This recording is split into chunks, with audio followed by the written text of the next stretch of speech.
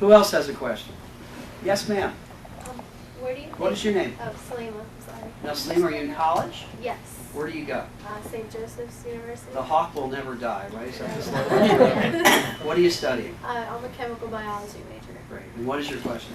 Where do you think the healthcare in New Jersey will go in the future? Because right now it stands as like one of the worst in the nation. Where do I think healthcare will go? I think healthcare will get better. There's a law that we passed, of course, that has some good and some not so good, and we have to work out the difference. But here's where I think it will go. To me, we have a great medical system in America and a terrible healthcare system. There's a difference. The medical system is when you go to see your physician and he or she gives you an expert judgment and treats you. We are the best in the world at that. It's the reason why the richest and most powerful people in the world come to the United States when they have a medical crisis. The health care system is the insurance and the money and the legal structure that underlies it, and it's a mess. It's a mess. What we're trying to do is really three things.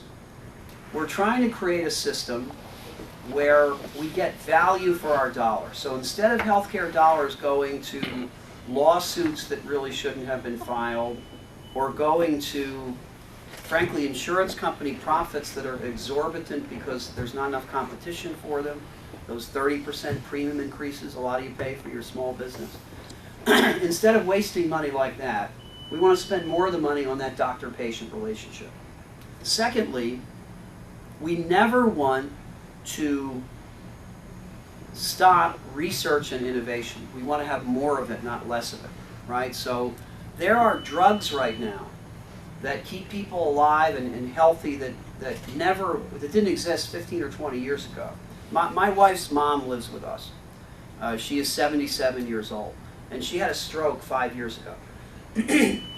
If she had had her stroke 10 years ago, she wouldn't be with us, because the medical techniques that her neurologist used to save her life and sustain her life didn't exist then. I never want the United States to lapse into a system where the creative drive to discover those products is gone because we have the government controlling all the prices, the way they do in Canada. I don't want that. I don't think that works. And then the third thing we want to do is get health insurance for every person. This is not only right, it's smart.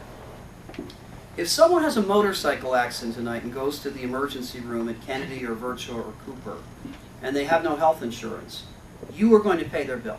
That's what happens. They don't have the money to pay their bill.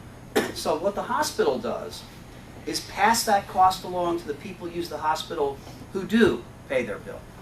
Now Medicare won't pay that bill because the government says this is what we're paying and that's it. And the big companies, the Lockheed Martins, the PSE&Gs, they don't pay the bill because they're big enough. They say, no, we're only going to pay X number of dollars for a gallbladder operation or whatever. So the smaller business person and the individual pays the bill.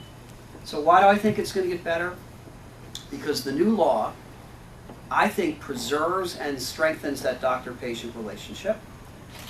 Because the new law looks to drive costs away from waste and litigation and things we shouldn't do and toward actual health care. And because it does provide a sensible way to get everybody coverage. And so I think it's going to get better.